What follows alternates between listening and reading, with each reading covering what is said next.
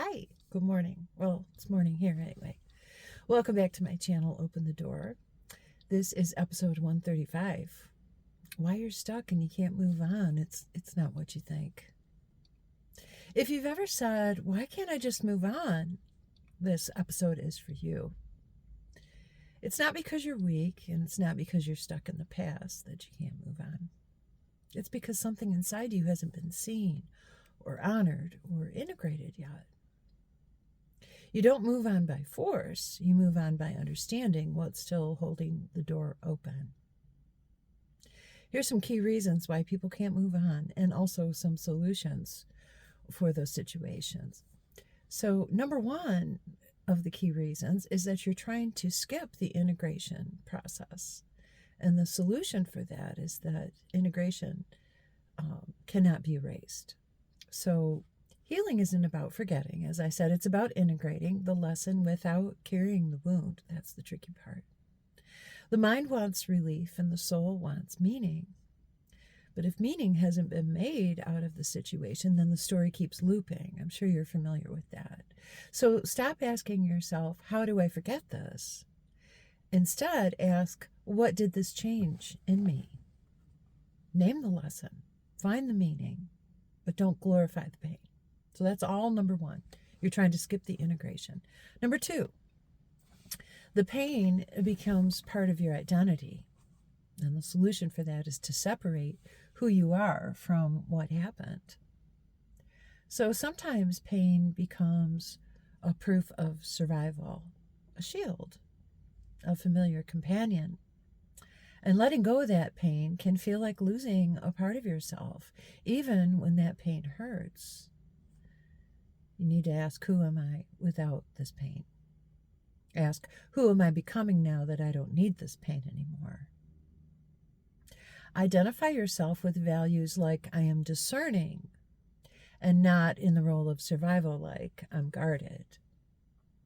Changing how you see yourself from that situation, changing your focus, changing your perspective of your own identity having to do with the situation. Number three, I know it's a lot of talking. Number three, there was no real closure. And the solution is that you create your own closure. Closure isn't something someone gives you, it's something that you create. Especially when there's been no accountability, no apology, or no truth provided about the situation. Then your nervous system stays alert, waiting for this resolution that never comes. So here's your solution. Write a letter that you'll never send. Speak your truth out loud, even when you're alone, and in my opinion, especially when you're alone. Say, I release the need for you to understand.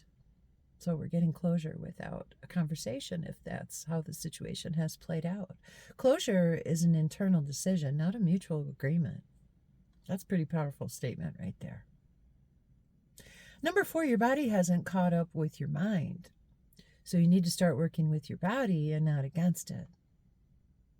Your mind knows that it's over, but your body doesn't. Trauma lives in the body through symptoms like a tight chest, hypervigilance, always being on guard, and emotionally shutting down. You can't think your way out of what your body is still holding. So the solution would be use grounding practices, breath work, walking, stretching, music.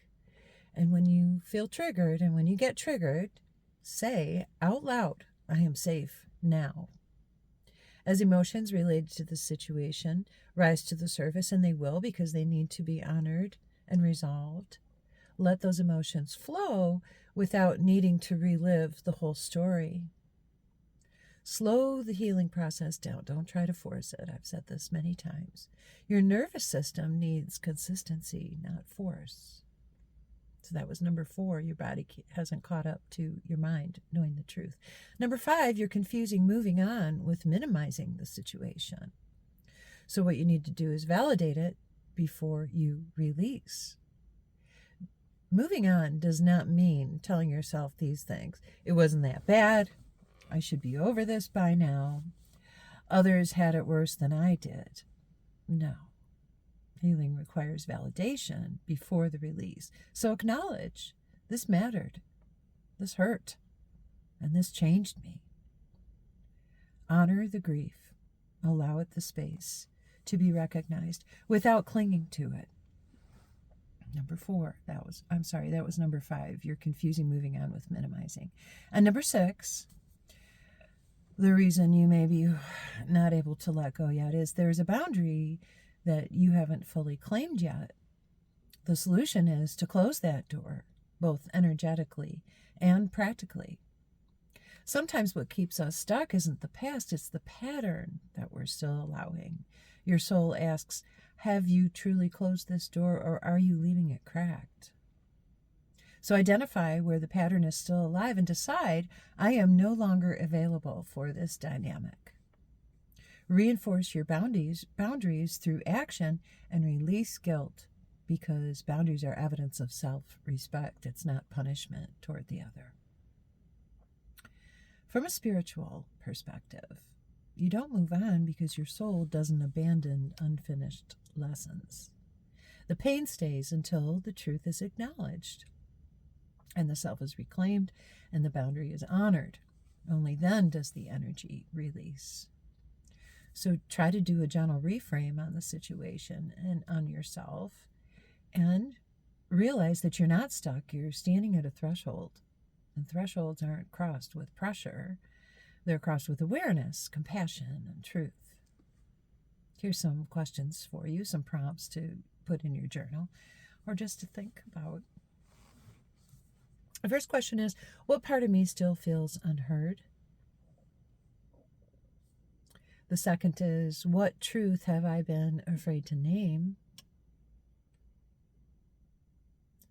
The third is, am I trying to move on or trying to escape? And the last question is, what boundary is asking to be strengthened?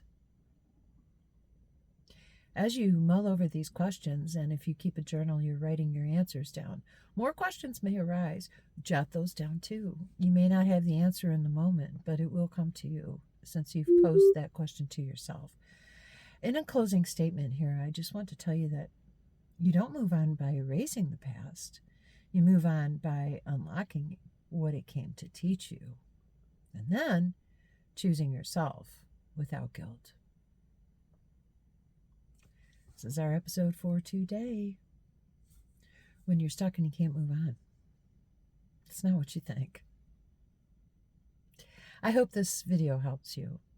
I'd like to encourage you to please give me a like, a share, a subscribe, a comment, just something to show me that you're out there. I see your views, but I'd like to personally hear from you if you're okay with that. So take good care of yourselves until I see you next time. Have a great day. I wish you peace, love, and light. You're worth it. Do the work. I'll talk to you soon. That's it for now.